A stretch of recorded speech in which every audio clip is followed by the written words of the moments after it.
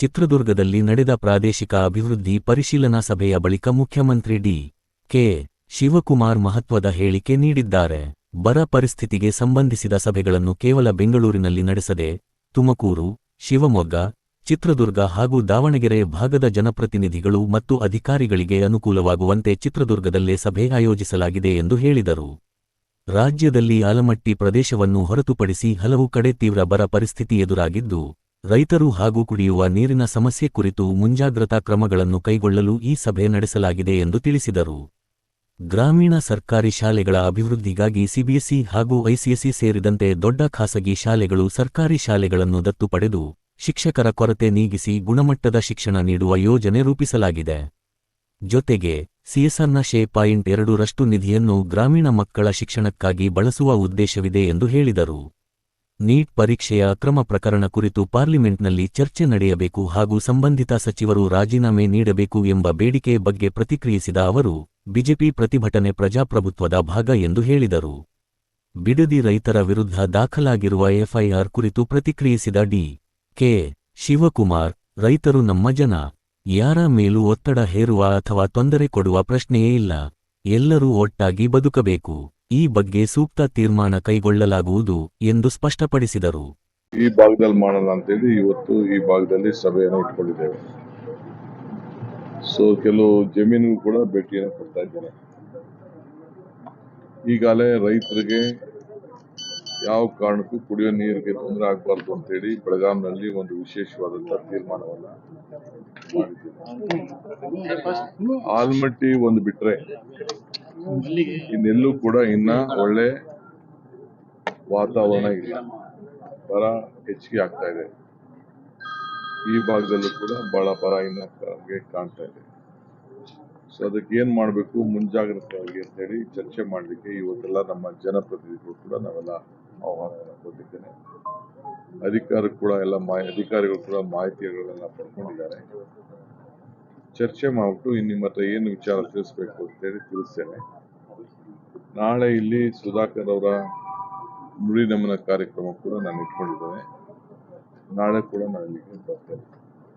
ಇವತ್ತು ಈ ಕಾರ್ಯಕ್ರಮವನ್ನ ಖಾಸಗಿ ಶಾಲೆಗಳು ದತ್ತು ತಗೋಬೇಕು ಅಂತ ಹೇಳ್ತಾ ಇದಿರಲ್ಲ, ಸರ್ಕಾರಿ ಶಾಲೆಗಳನ್ನ ಸರ್ಕಾರ ಮಾಡುವಂತ ಕೆಲಸನ ಖಾಸಗಿ ಶಾಲೆಗಳು ಯಾಕೆ ಮಾಡಬೇಕು, ಮತ್ತೆ ಅದ್ರ ಹೊಣೆ ವಿದ್ಯಾರ್ಥಿಗಳ ಮೇಲೆ ಹೆಚ್ಚಾಗುತ್ತೆ ಅಂತ ಖಾಸಗಿ ಶಾಲೆ ಹೇಳ್ತಾರೆ.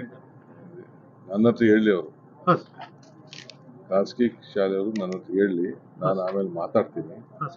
ಅದು ನನಗೂ ಅವ್ರಿಗೂ ಇರುವಂತ ಒಂದು ಒಪ್ಪಂದ. ಖಾಸಗಿ ಅಂದ್ರೆ ಎಲ್ಲಾ ಶಾಲೆಗೂ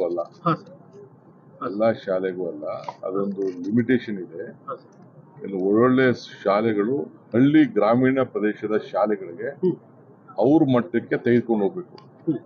ಸಪೋಸ್ ಯಾವುದೋ ಒಂದು ಬೆಂಗಳೂರಲ್ಲಿ ಶಾಲೆ ಇದೆ, ದೊಡ್ಡ ಶಾಲೆ, ಅನುಕೂಲ ಶಾಲೆ, ಒಳ್ಳೊಳ್ಳೆ ಫೀಸ್ ತಗೋತಾ ಇದ್ದಾರೆ. ಅಂತ ಶಾಲೆಗಳು ಗ್ರಾಮೀಣ ಪ್ರದೇಶದ ಮಕ್ಕಳಿಗೆ ಅವ್ರ ಸ್ಟ್ಯಾಂಡರ್ಡ್ಗೆ ಈಗ ಯಾವುದೋ ಒಂದು ಸ್ಕೂಲಲ್ಲಿ 4-5 ಟೀಚರ್ಸ್ ಬಾಕಿ ಇರ್ತಾರೆ. ಅಂತವ್ರಿಗೆ 4-5 ಟೀಚರ್ಸ್ಗೆ ಅವರು ಶಾಲೆಯಿಂದ ಕಳಿಸಿ ಅವ್ರ ಪ್ರಯೋಗ ಮಾಡಿ ಸರ್ಕಾರ ಶಾಲೆಗಳಿಗೆ ತೆಗೆದುಕೊಳ್ಳೋದು. ಅನೇಕ ದೊಡ್ಡ ಬಿಸ್ನೆಸ್ ಮೆನ್ ಇದ್ದಾರೆ. ಒಂದು CSR ಪಾಲಿಸಿ ಮಾಡಿದ್ವಿ. CSR ಪಾಲಿಸಿಯಲ್ಲಿ ಏನಿದೆ ಅಂತಂದ್ರೆ, ಅವರು 2% ಹಣ ಸಂಪಾದನೆ ಮಾಡೋ ಹಣನ ಅವರು ತಗೋಬೇಕು ಅಂತ, ಅವರು ಖರ್ಚು ಮಾಡಬೇಕು ಅಂತಿದೆ.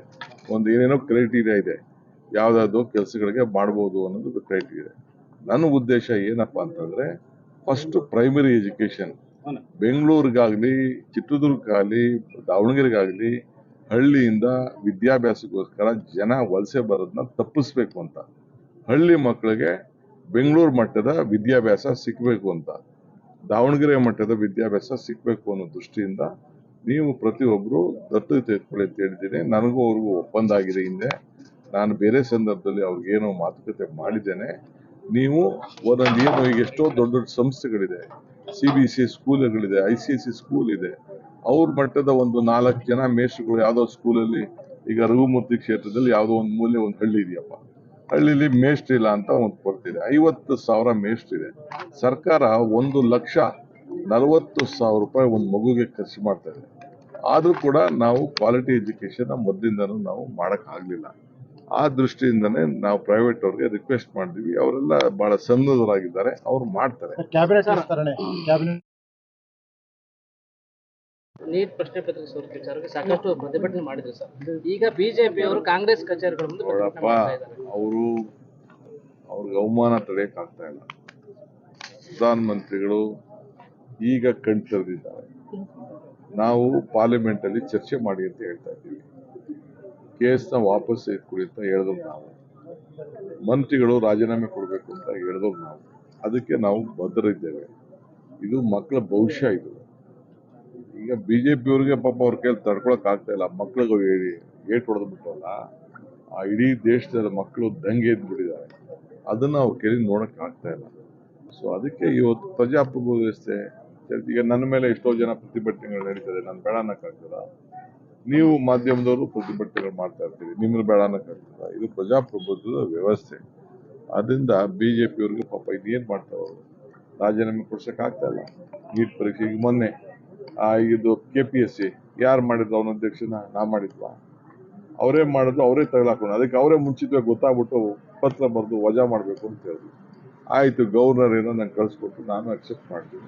ಏನ್ ಬೇಕು ತನಿಖೆ ನಡೆಸಿದ್ವಿ, ಕಾನೂನು ಕ್ರಮ ಕೈಗೊಳ್ತೀವಿ. ಬಿಡದಿ ರೈತರ ವಿರುದ್ಧ FIR ವಾಪಸ್ ತಗೊಳ್ತೀರಾ? ಎಲ್ಲ ನಮ್ಮ ರೈತರೇ, ನಾನು ಈಗಾಗಲೇ ಹೇಳಿದ್ದೇನೆ, ಯಾರ ಮೇಲೂ ಒತ್ತಡ ಇಲ್ಲ, ಯಾರಿಗೂ ತೊಂದರೆ ಕೊಡುವಂತ ಪ್ರಶ್ನೆ ಇಲ್ಲ. ಅವರೆಲ್ಲ ನಮ್ಮ ಜನ. ನಾವು ಅವ್ರು ಬಿಟ್ಟು ಹೋಗಕ್ಕಾಗಲ್ಲ, ಅವ್ರು ನಮ್ ಬಿಟ್ಟು ಬದುಕಕ್ಕಾಗಲ್ಲ. ನಾವೆಲ್ಲ ಒಟ್ಟಿಗೆ ಬದುಕಬೇಕು. ತೀರ್ಮಾನ ನಾನು ಮಾಡ್ತೀನಿ ಬಿಡಿ.